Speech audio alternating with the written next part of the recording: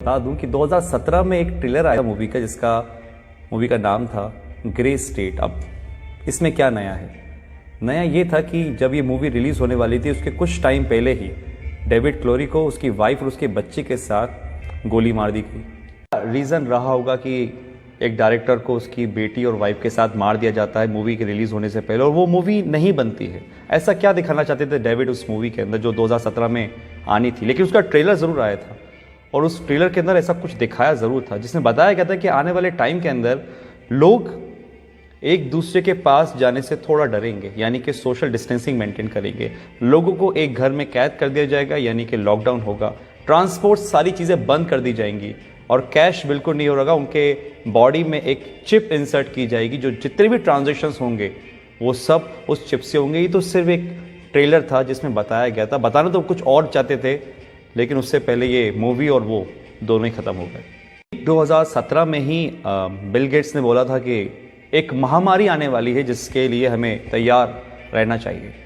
और ठीक 18 अक्टूबर 2019 को बिल गेट्स ने एक मीटिंग में बोला कि अब जो वॉर होगी कंट्रीज़ के बीच में वो मशीन से नहीं होगी, वायरस से होगी। और अभी आप जानते हैं बिल गेट्स को लेके क्या कंट्रोवर्सी चल रही है। आपको लग रहा होगा कि दो वीडियो का आपस में क्या कनेक्शन है। कुछ लोग समझ रहे होंगे, कुछ लोगों को समझ में नहीं आ रहा होगा। तो यहाँ पर एक यू टर्न आता है और मैं आपको ले जाता हूँ 1980 में। 1980 के अंदर एक ऑर्गेनाइजेशन बनी जिसका मेन मकसद था इस पूरी दुनिया में एक पावर होना, यानी कि पूरी दुनिया को एक पावर चलाना। और उस पावर को उन्होंने नाम दिया था न्यू वर्ल्ड ऑर्डर। ऑर्गेनाइजेशन में ज़्यादा लोग नहीं थे, कोई सीक्रेट 100-150 लोग होंगे। और एक बहुत डरावने वाली बात इस ऑर्गेनाइजेशन की ये थी कि वो इस दुनिया की टोटल आबादी को 50 करोड़ में लाना चाह रहे थे, 50 करोड़ में। उनके टारगेट में थे वो देश जिसमें सबसे ज़्यादा पॉपुलेशन है, जिसमें हमारा इंडिया भी होता है। सबके लिए उन्होंने एक प्लान बनाया जिसका नाम था MMP, mind control, money control, population control. Control यानी कि आदमी खुद से कुछ ना सोचे, जो वो चाहें वो आप सोचो, माइंड कंट्रोल। और ये किसके थ्रू होता? मास मीडिया के थ्रू। जो मीडिया में दिखाया जाएगा वो आदमी सोचेगा। और एक कल्चर ऑफ फेयर, यानी कि एक डर का माहौल बनाना, क्योंकि डर एक ऐसी चीज़ है जो अगर दिमाग में बिठा दी जाए किसी की तो इतनी आसानी से निकलती नहीं है। और वो ऐसा हुआ है। आज बहुत से लोगों का माइंड कंट्रोल करती है मीडिया, जो वो बोलती है वो आप मानते हो। और कल्चर ऑफ फेयर, डर का माहौल, ये तो आपने देख ही रहा है जो आजकल चल रहा है। कंट्रोल यानी कि आदमी जितना हो सकता है लेस कैश, कैशलेस, या जितना हो सकता है टोटली डिजिटल। और वो आपके सामने ही है। आज हमारी डिजिटल करेंसी किस तरीके से बढ़ रही है आपको पता ही है।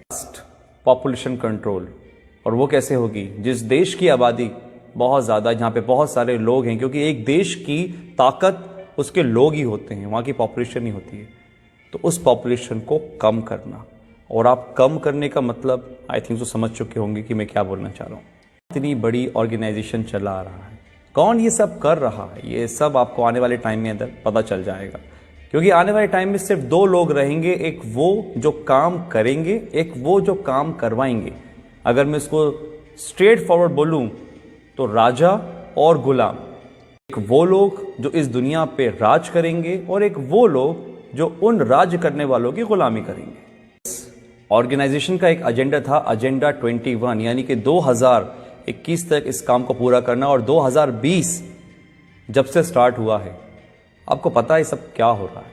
लाखों लोग हैं जो समझ पा रहे हैं इस बातों को, लेकिन करोड़ लोग हैं जो इस बातों को नहीं समझ पा रहे। एजेंडा 21, 2021 तक इन काम को पूरा करना। और अगर सीरियसली इस बातों में कुछ भी सच्चाई है तो हम बहुत बड़े खतरे में गाइस। ये वायरस आया जो कि हमारा है नहीं, किसी और देश से आया है। हम आपस में ही लड़ रहे हैं, कोई धर्म के नाम पे तो किसी काम के नाम पे। और जो इस एजेंडा का सबसे बड़ा फंडा था कि लोगों को आपस में लड़वा दो, आज हमारे घर में हम छोटी छोटी सी बातों पर विवाद कर लेते हैं। आज अगर हम घर से बाहर निकलते हैं तो हमारे घर वाले इस चीज़ के लिए प्रोटेस्ट करते हैं कि भैया घर से बाहर नहीं निकलो, बाहर जाओगे तो मर जाओगे। ये दिमाग में हमारे किसने भरा? कौन कंट्रोल कर रहा है हमारे दिमाग को? आप खुद समझदार हैं। बहुत से लोग बोलेंगे कि यार ये तो कुछ कहानी जैसी लग रही है। तो कहानी सही, क्योंकि जो अभी मौजूदा हालात हैं कोरोना से लेकर, ये भी कोई फिल्म की स्टोरी से कम नहीं है, जो बढ़िया से स्क्रिप्ट करी गई है और बहुत अच्छी तरीके से प्ले हो रही है। मैं आता हूँ अपनी पुरानी वाली बात पर कि जो सुबह मेरे साथ इंसिडेंट हुआ कि एक मध्य वर्ग का आदमी जो लोअर मिडिल क्लास है, जो शायद कुछ भी काम करके काम चला रहा था, वो मांगने को नहीं तैयार है। वो 3 दिन पुरानी रोटी खा लेकर चुप कर उठाकर, लेकिन वो मुझसे पैसे लेने को तैयार नहीं था। मैंने फोर्सफुली उसको पैसे लिए थे। ये हालात है। तो एक मैसेज तो ये है कि अगर आपके आसपास कोई देखे जो हो सकता है मजबूर हो लेकिन शर्म के मारे नहीं मांग पा रहा हो, तो उसकी आप ज़रूर मदद करिएगा।